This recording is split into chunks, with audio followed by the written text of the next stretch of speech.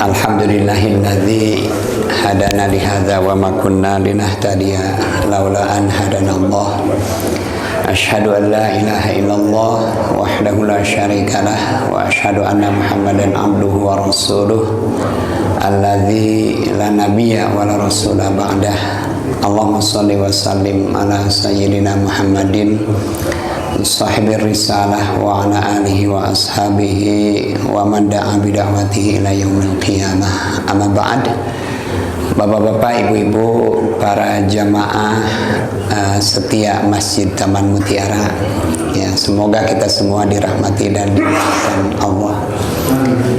Alhamdulillah, kita bersyukur di pagi yang berkah ini atas rahmat Allah kita bertemu kembali, ya, di acara pengajian rutin setiap hari Ahad pagi, ya. Semoga ini menjadi amal soleh kita dan mudah-mudahan silaturahmi ini menjadi jalan kita menuju surga, ya. Ya, dalam satu hadis Rasulullah SAW bersabda, "Man salaka thariqan yaltamisu fihi ilman, sahalallahu lahu thariqan ilal jannah." Barang siapa yang menempuh satu jalan untuk mencari ilmu, maka Allah akan mudahkan jalan baginya menuju surga. Ya, mudah-mudahan kita semua ditetapkan Allah sebagai calon-calon ahli surga. Ya. Salawat dan salam semoga dilimpahkan Allah kepada Nabi kita Nabi Muhammad SAW, kepada keluarganya, para sahabatnya, tabi'in dan kita semua yang menjadi umatnya sampai hari kiamat. Bapak Ibu, sesuai dengan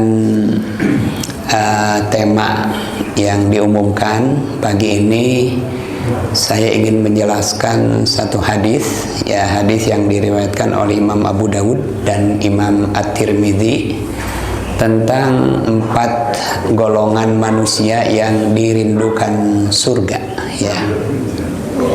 Hadisnya saya bacakan, al-jannatu mushtaqatun ila arba'ati nafarin. Ya, ada 4 golongan, ya, manusia yang dirindukan surga. Subhanallah, ini bahasanya sangat bagus, ya. Ini termasuk hadis hasan sahih, Pak. Hadis hasan yang sahih. Jadi surga yang merindukan 4 golongan ini. Ya, Bapak Ibu, surga itu menjadi ghayatul muslim, menjadi tujuan akhir setiap orang Islam. Ya, tidak ada tempat yang terbaik, ya, dalam kehidupan manusia yang sangat panjang ini, ya, dalam kehidupan 2 periode, ya, ada periode dunia, ada periode akhirat. Tidak ada yang terbaik kecuali surga. Ya, Rasulullah SAW pernah bersabda dalam hadis yang diriwayatkan oleh Imam Muslim, kullu ummati yadkhuluna jannah. Semua umatku pasti akan masuk surga. Ya, mudah-mudahan. Illa man aba, kecuali orang yang tidak mau.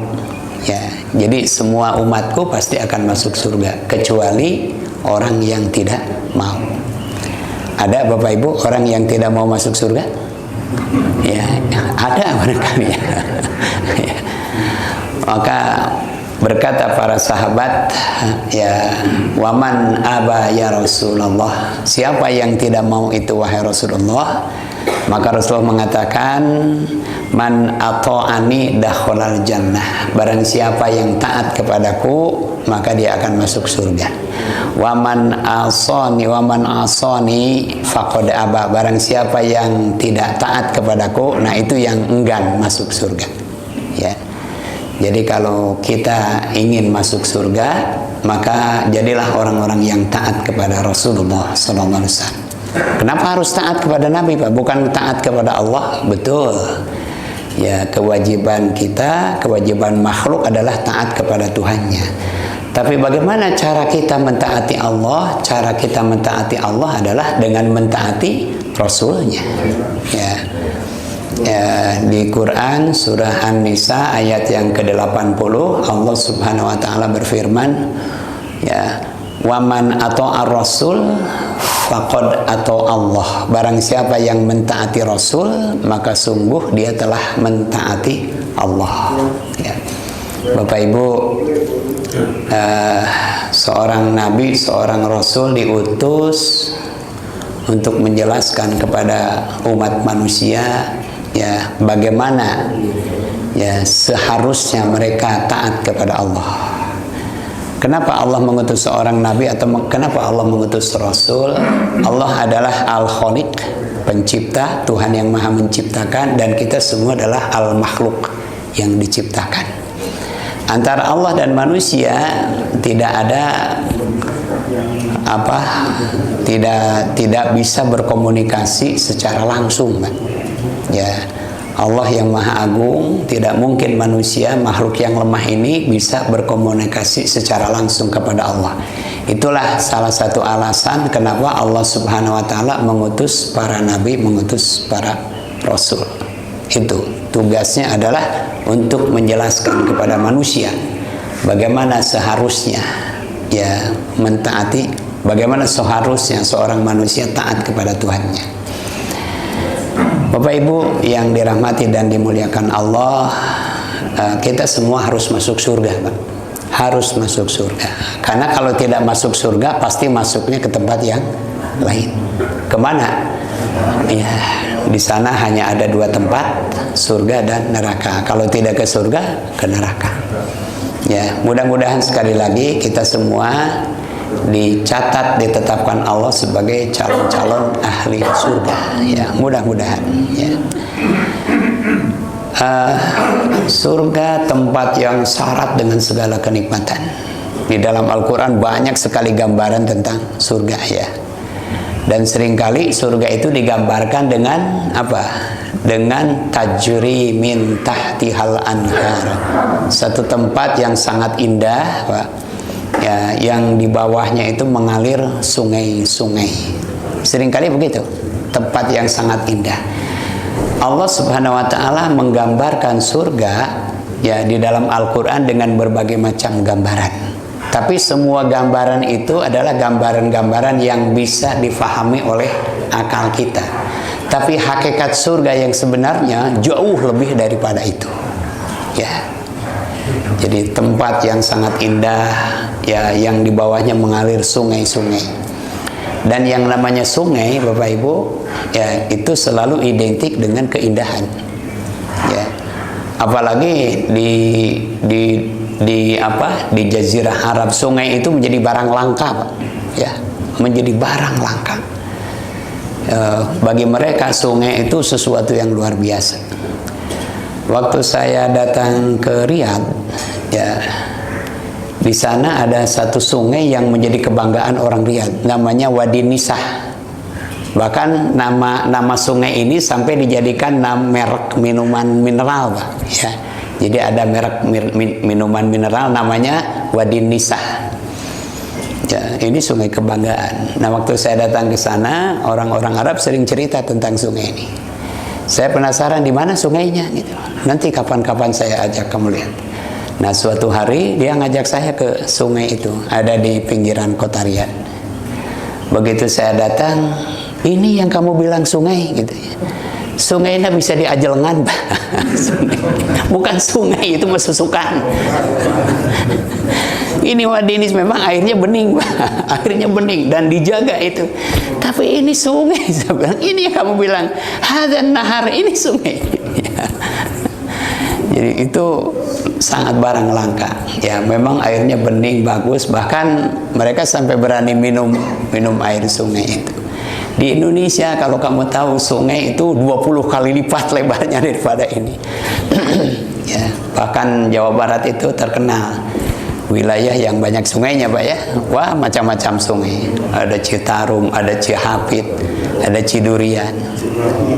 Ya, Kali Cimahi ya. Bahkan sungai terpanjang di dunia itu adanya di Bandung, Pak. Sungai Cikapundung itu kan melewati Asia Afrika, Pak. Terpanjang di dunia. Itu surga ya. Dan di surah yang ke berapa itu, surah yang ke-47 ya, ayat yang ke-15 ya, surga, mathalul jannatil lati wu'idal lil muttaqin, perumpamaan surga bagi yang disediakan bagi orang-orang yang bertakwa, fiha anharun min ma'in ghairi asinin. Jadi perumpamaan surga yang disediakan Allah atau yang dijanjikan Allah bagi orang-orang yang bertakwa, di dalamnya ada sungai-sungai yang airnya itu tidak payau, Pak. Jadi di surga ada sungai yang airnya sangat jernih. Jadi bahasanya sungai-sungai, fiha anharun min ma'in ghairi asinin. Jadi ada sungai-sungai yang airnya itu tidak payau, berarti jernih ya. Kenapa di surga, Pak, ada air jernih, air murni yang jernih? Karena air itu menjadi kebutuhan manusia. Ya, air yang jernih sekalipun tidak punya rasa, tapi di saat kita sedang haus, maka meminumnya itu menjadi satu nikmat yang luar biasa. Maka Allah sediakan air seperti itu surga. Ada 4 macam sungai ya. Yang kedua sungai apa, Pak? Ya, wa anharun min labanin lam yataghayyar ta'muh. Yang kedua ada sungai-sungai yang mengalirnya itu air susu, Pak. Lam yataghayyar ta'muh, yang rasanya tidak berubah. Tidak berubah apa? Tidak berubah seperti susu yang baru keluar. Ya, yang baru diperah. Tidak berubah rasanya. Ya, kenapa ada sungai? Jadi dalam bentuk sungai, dan menyebut sungainya itu bukan satu, anhar. Anhar itu artinya sungai-sungai. Itu di surga. Supaya orang mudah meminumnya, rasanya tidak berubah, susu yang masih fresh. Itu Bapak Ibu. Ya, susu adalah kesukaan orang-orang Arab, bukan hanya orang Arab. Ya, kita juga semua tentu suka minum susu, Bapak Ibu. Maka Allah sediakan minuman susu itu di surga. Yang ketiga apa? Wa anharun, ya. Yang ketiga, wa anharun min khomrin ladzatin lisyaribin. Dan juga di surga ada sungai khomer, Pak. Khomer itu apa, Bapak Ibu? Khomer itu minuman keras. Kalau di dunia khomer itu minuman keras, Pak. Tapi ladzatin lisyaribin, sangat lezat bagi orang yang meminumnya. Jadi di surga disediakan khomer yang tidak memabukkan, ya, di hadis lain disebutkan yang tidak memabukkan dan sangat lezat bagi orang yang meminumnya. Itu khomer surga. Kenapa, Pak, ada khomer di surga? Ada satu riwayat, banyak sahabat Nabi yang bertanya-tanya seperti apa rasanya khomer itu. Ya, mereka tidak pernah meminumnya, Pak, ya, karena dilarang. Maka Allah sediakan khomer. Kalau kamu ingin mencicipi seperti apa rasanya khomer, maka nanti Allah menyediakan minuman itu di surga. Jadi Bapak Ibu kalau ingin mencoba itu khomer, Pak, engkewe di ditunya. Ya, rasanya sangat lezat. Saya dulu di MUI, Pak, itu pernah jadi wakil ketua bidang fatwa. Di MUI provinsi itu ada satu lembaga BPOM, ya, Badan Penelitian Obat dan Makanan. Dan lembaga ini mengeluarkan sertifikat halal. Nah, lembaga ini ada di bidang fatwa. Jadi biasanya perusahaan-perusahaan yang makanan atau minuman yang ingin mendapatkan sertifikat halal biasanya datang ke situ, ya, untuk mendapatkan sertifikat halal. Nah, saya pernah ditugasi untuk mencari sampel minuman haram, Pak. Ya, jadi minuman sampel, tapi sampel minuman haram. Jadi saya diminta untuk mencari minuman keras. Mencari minuman keras, bawa uang 7 juta, bawa uang 7 juta, cari minuman keras. Di mana mencari minuman keras itu tidak tahu. Ada yang ngasih tahu, Pak, di Jalan Cikapundung katanya ada. Di situ ada toko Taurus. Nah, toko Taurus di situ, ya. Terus saya datang ke situ bertiga, ya kata ada salah seorang karyawan MUI, Pak, kalau mau ke toko itu Bapak lepas pecinya katanya. Jangan pakai peci. Lepas peci.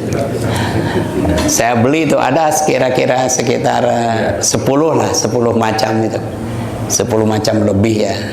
Ada kan ada jenisnya ya, ada mereknya. Jenisnya itu ada konyek ya, terus ada bourbon, terus ada whisky, kan itu jenisnya. Ada kalau mereknya gitu macam-macam, ada Johnny Walker, ya ada Smirnoff, ada macam-macam. Sampai hafal. Ada vodka itu jenisnya ya, vodka. Macam-macam merek, ada merek pasport, Pak, ada merek Napoleon, saya beli itu. Kata yang punya toko, Bapak mau pesta katanya, beli banyak. Iya, saya bilang ya. Nah, terus di kantor BPOM itu saya jajarkan itu minuman keras. Ya, saya jajarkan minuman keras untuk sampel, Pak. Ya, ini minuman-minuman yang, dan harganya itu mahal-mahal. Ya. Jadi kalau lagi duduk sendirian, ditinggali terus dibuka, baunya sesekali dileguk meren gitu. Itu atau pada mungkin saya minum, nggak mungkin. Wah, itu dosa besar itu minum obat. Tapi dari baunya aja udah begitu menyengat. Saya juga tidak ngerti kok orang sampai bisa gitu meminumnya. Dari baunya saja, Pak. Makin lama usia minuman itu makin ya. Dan botolnya juga bagus-bagus. Ada orang bertanya, Pak Ustadz, boleh nggak kita mengkoleksi botol-botol miras? Kan botolnya bagus-bagus. Saya katakan tidak boleh. Tidak boleh. Sekalipun botolnya itu bagus-bagus, tapi itu lambang keharaman, Pak. Jadi sama dengan menyimpan lambang yang diharamkan. Ya, tidak boleh. Nah, itu hanya contoh aja. Nah, kembali kepada hadis tadi, jadi ada 4 golongan manusia yang dirindukan surga. Mudah-mudahan kita termasuk di antara orang yang dirindukan surga. Siapa saja? Yang pertama, sabda Nabi, talil Quran. Orang yang rajin membaca Al-Quran. Ya, Bapak Ibu, Quran adalah objek yang paling penting dari zikir kita sehari-hari. Ya, Quran itu menjadi bacaan rutin, Pak, yang harus selalu kita kerjakan. Jadilah orang-orang yang selalu membaca Al-Quran, maka dia insya Allah akan dirindukan surga. Ya, banyak hadis tentang keutamaan membaca Al-Quran. Di antaranya Rasulullah SAW pernah bersabda, orang yang membaca Quran itu akan mendapatkan syafaat di hari kiamat dari Quran yang dibacanya. Iqra'ul Quran fa innahu syafi'an yaumal qiyamati li ashabi. Bacalah Al-Quran, karena Quran akan memberi syafaat di hari kiamat kepada orang yang membacanya. Ya, Quran akan menghadap Allah. Ya, wallahu alam seperti apa, tapi begitu hadisnya. Kemudian dia akan berkata, ya Rabb, ya Tuhan, berilah syafaat orang ini. Dia terhalang dari tidurnya karena membaca aku. Dia terhalang dari istirahatnya karena membaca aku. Maka berilah syafaat kepadanya hari ini. Itu Quran. Ya. Dalam hadis lain Rasulullah mengatakan, khairukum man ta'allamal Quran wa 'allamahu. Sebaik-baik kalian adalah orang yang mempelajari Al-Quran dan yang mengajarkannya. Jadi yang belajar Al-Quran dan yang mengajarkannya, ya, oleh Nabi dikatakan sebagai sebaik-baik manusia, Pak. Dalam hadis lain, ya, orang yang rajin membaca Quran maka dia akan selalu disertai malaikat.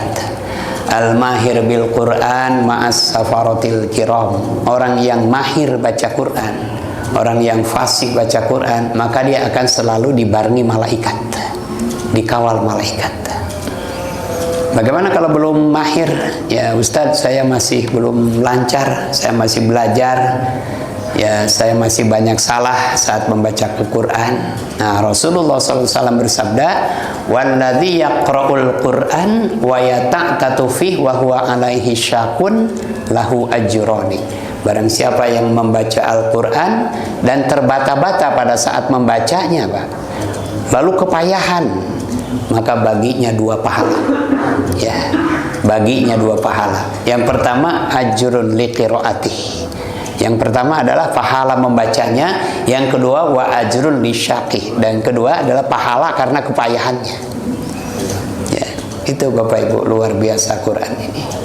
Tidak ada zikir yang paling utama, tidak ada bacaan yang paling penting selain dari membaca Al-Quran. Di dalam hadis lain Rasulullah SAW bersabda, "Wa majtama'a qaumun fi baitin min buyutillah yatlunal Qur'ana wa yadrusunahu." Ya, tidak ada sekelompok orang yang berkumpul di masjid-masjid Allah. Ya, tidak ada sekelompok orang yang berkumpul di masjid Allah. Ya, kemudian mereka membaca Al-Quran dan mempelajarinya, illa nazalat alaihimus sakinah, kecuali Allah akan turunkan kepadanya ketenangan. Ya, Bapak Ibu, membaca Quran itu bisa membuat kita menjadi tenang. Allah akan turunkan kepada mereka ketenangan, wa ghasyiyahumur rahmah, dan Allah akan meliputi mereka dengan rahmatnya. Ini luar biasa Quran ini. Ya, Bapak Ibu yang dirahmati, banyak hadis-hadis yang lain ya tentang keutamaan membaca Al-Quran. Ya, dalam hadis lain Rasulullah SAW bersabda, "Matsalul mu'min alladzi yaqra'ul Qur'an kamatsali utrujah, rihuha thayyib wa ta'muha thayyib." Perumpamaan seorang mukmin yang rajin membaca Quran, maka seperti jeruk manis, Pak. Rasanya manis dan aromanya wangi, seperti itu. Ya, Bapak Ibu, ya, khatamkan Al-Quran kalau bisa sekali dalam sebulan. Ikhtamul Quran marratan fi syahr, sekali saja dalam sebulan. Kalau sekali dalam sebulan berarti sehari berapa? 1 juz. Ya, kalau bisa, kalau tidak bisa sekali, maka ya, ketika Rasul bersabda khatamkan Quran sekali saja dalam sebulan, para sahabat berkata, "Ya Rasulullah, kami senang membaca Quran dan kami mendapat petunjuk dengan membaca Quran. Kalau sebulan sekali, kami masih punya banyak waktu." Ya, jadi mereka bukan protes ya, minta lebih dari sekali. Kata Nabi, marrotani, kalau begitu 2 kali dalam sebulan. Mereka mengatakan, "Ya Rasulullah, kami senang baca Quran dan kami mendapat petunjuk dengan membaca Quran. Kalau 2 kali dalam sebulan, kami masih punya banyak waktu." Ya, kata Nabi, "Thalatha marratin." Kalau begitu 3 kali. Mereka masih mengatakan seperti tadi. Lalu kata Nabi, "Arba'a marratin." Kalau begitu 4 kali dalam sebulan. Mereka masih mengatakan, kata Nabi, "Sudah 4 kali saja. Ya, nanti yang lain ya kamu abaikan." Jadi kalau mereka 4 kali dalam sebulan, kalau kita 4 bulan sekali atau gitunya, ya, dibalik. Nah, saya 4 kali, berarti sehari 4 juz itu ya. Ya, jadi kalau kita 4 bulan sekali. Kalau sehari 1 juz, Pak, insya Allah sebulan 1 kali khatam. Tapi kalau sehari kita baca 5 lembar setengah juz, maka 2 bulan itu khatam. Ya, kalau sehari kita baca 2,5 lembar, nah itu 4 bulan khatam. Jadi kalau habis sholat baca 2 lembar, itu setiap habis sholat baca 2 lembar, nah itu berarti 1 bulan khatam. Kalau sehabis sholat baca 1 lembar, 2 bulan. Ya, 1 lembar itu sehabis sholat. Ya, kalau 1 lembar berarti 5 lembar ya. Nah, kalau 2,5 lembar berarti kalau sehabis sholat 1 halaman itu, 1 halaman itu 4 bulan khatam. 1 halaman makan pendek. paling 2 menit bacanya setiap habis sholat. Itu Bapak Ibu ya, Al-Quran. Alladzina amanu wa tatma'innu qulubuhum bidzikrillah. Ala bidzikrillahi tatma'innul qulub. Orang-orang yang beriman, yang hatinya menjadi tentram karena selalu berzikir kepada Allah. Ingatlah, hanya dengan berzikir kepada Allah hati ini menjadi tenang, tentram. Itu Bapak Ibu. Kemudian yang kedua, siapa lagi? Ya, orang yang dirindukan surga. Yang kedua adalah wa hafizil lisan. Orang yang menjaga lisan. Ya, orang yang menjaga lisan adalah orang yang dirindukan. Menjaga lisan ini apa maksudnya, Pak? Menjaga ucapan. Ya, menjaga ucapan. Ini orang yang dirindukan surga. Bapak Ibu, sangat penting kita selalu menjaga lisan kita, menjaga ucapan kita. Jangan sampai keluar dari mulut kita kata-kata yang tidak baik, kata-kata yang tidak benar. Rasulullah SAW bersabda, "Man kana yu'minu billahi wal yaumil akhir falyaqul khairan aw liyasmut." Barang siapa yang beriman kepada Allah dan hari akhir, maka hendaklah dia berkata baik. Kalau tidak bisa berkata baik, maka lebih baik diam. Itu di surah Al-An'am, surah yang ke-6 ayat 152, Allah Subhanahu wa taala berfirman, "Wa idza qultum fa'dilu." Apabila kalian berbicara, maka hendaklah berbicara dengan benar. Ya. Ini lisan. Salamatul insan fi hifdzil lisan. Itu pepatah, Pak, bukan hadis ya. Salamatul insan fi hifdzil lisan. Selamatnya seseorang itu karena kemampuan dia menjaga lisan. Tidak sedikit orang celaka karena ucapannya, Pak. Tidak sedikit orang yang tadinya dihormati tapi kemudian dicaci maki karena lisannya, karena ucapannya. Ya, tidak sedikit orang yang tadinya dipuja tapi kemudian dihina karena juga lisannya. Seseorang menjadi mulia juga karena lisannya. Ya, seseorang dihormati dan diagungkan juga karena lisannya. Maka sangat penting, kata Nabi tadi, hifdzul lisan. Sampai menjaga lisan ini dikaitkan dengan beriman kepada Allah dan hari akhir. Berarti barang siapa yang tidak mampu menjaga lisannya, khawatir dia tidak dikatakan orang yang beriman kepada Allah dan hari akhir. Rasulullah SAW bersabda, salah satu ciri orang munafik itu adalah idza haddatsa kadzdzaba. Apabila bicara, ya selalu bohong, ada bohongnya. Ini lisan. Ya. Lisan yang selamat, ya lisan yang sehat, lisan yang selalu terjaga. Ini yang kedua, orang-orang seperti inilah yang dirindukan surga. Yang ketiga, Bapak Ibu, siapa lagi orang yang dirindukan surga? Yang ketiga, wa mut'imil ji'an. Seseorang yang memberi makan orang yang lapar. Ya, memberi makan orang yang lapar. Ya, ini salah satu yang dirindukan surga. Bapak Ibu, dari mulai kita pergi tidur sampai saat ini kita belum makan. Betul ya Bapak Ibu? Dari mulai kita pergi tidur sampai saat ini kita belum makan.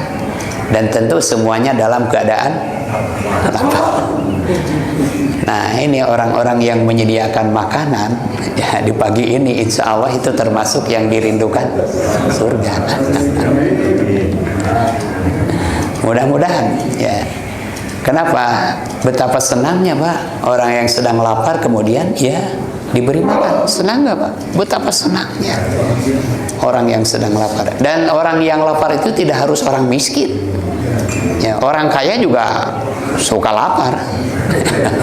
Pasti yang namanya lapar itu, yang namanya lapar kan terjadi kepada semua orang. Ya, orang yang hartanya miliaran dia juga suka lapar. Nah, memberi makan kepada orang yang sedang lapar, wah itu subhanallah. Ya, Bapak-bapak. Di dalam satu hadis Rasulullah SAW bersabda, barang siapa yang memberi makan kepada orang yang lapar, maka Allah akan berikan kepadanya di akhirat makanan surga, Pak. Ya. Itu hadis riwayat Imam Bukhari. Barang siapa yang memberi makan kepada orang yang lapar, Allah akan berikan kepadanya makanan surga nanti di akhirat. Barang siapa yang memberi makan kepada orang yang barang siapa yang memberi minum kepada orang yang haus, maka di hari kiamat Allah akan berikan kepadanya minuman surga. Dan barang siapa yang memberi pakaian kepada orang yang telanjang, ya, maka Allah akan berikan kepadanya di hari kiamat pakaian surga. Ya. Itu Bapak Ibu. Ya.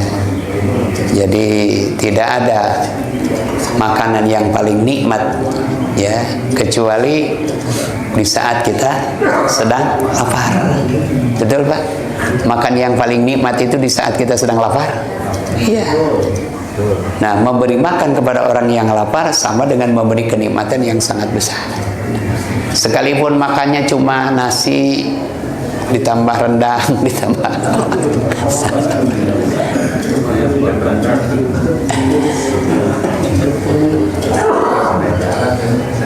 itu yang ketiga, ya. Jadi golongan manusia yang dirindukan surga. Yang pertama, orang yang rajin baca Quran. Yang kedua, orang yang menjaga lisan. Yang ketiga, orang yang memberi makan kepada orang yang lapar. Dan yang keempat, wasoimi fi syahri Ramadan. Ya, orang-orang atau orang yang berpuasa di bulan Ramadan. Itu berpuasa di bulan Ramadan. Kita semua sudah tahu bahwa berpuasa di bulan Ramadan itu hukumnya wajib. Ya, dalam satu hadis Rasulullah SAW bersabda, fil jannati thamaniyata abwab wa fiha babun yusamma ar-rayyan. Di surga itu ada 8 pintu. Dan salah satu pintunya bernama ar-rayyan. Ada pintu Rayyan, Pak. Ini pintu spesial. La yadkhuluhu illa shaimun. Tidak ada yang memasuki pintu itu kecuali orang-orang yang berpuasa, ya, di bulan Ramadan. Itulah Bapak Ibu 4 golongan manusia yang dirindukan surga. Ya, mudah-mudahan sekali lagi kita termasuk orang-orang yang dirindukan surga. Ya. Ada pertanyaan, Pak?